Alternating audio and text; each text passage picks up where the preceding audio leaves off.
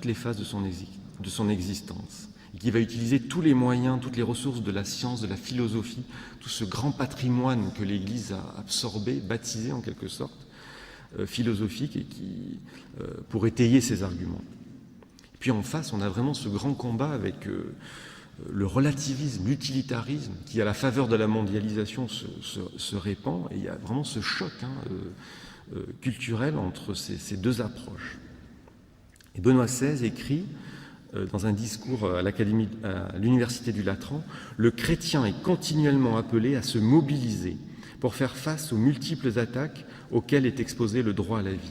Il sait pouvoir compter sur des motivations profondément enracinées dans la loi naturelle et pouvant donc être partagées par toute personne possédant une conscience droite. »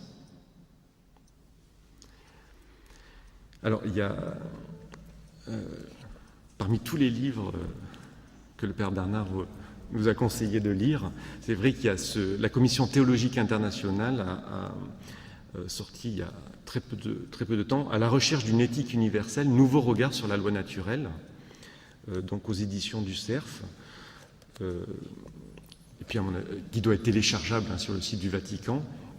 Oui, Gérard me l'a copié. Voilà.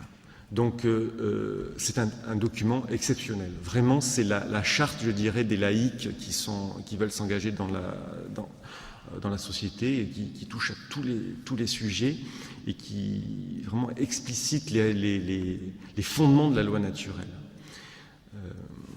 Donc je vous invite vraiment à le lire. Et alors, le cardinal Ratzinger, en 2004, en fait, était à la tête de cette commission théologique internationale. Donc c'est lui qui a lancé les premiers travaux.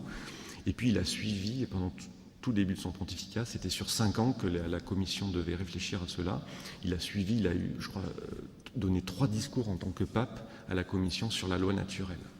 Des discours qui sont à la fin du livre.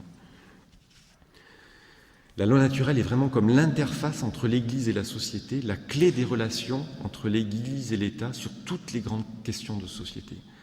C'est la promotion de la loi naturelle, la vigilance à l'endroit de ses exigences les plus fondamentales qui vont définir notre mode de présence en tant que catholiques dans le tissu complexe de nos sociétés. Et en même temps, c'est un tremplin pour l'annonce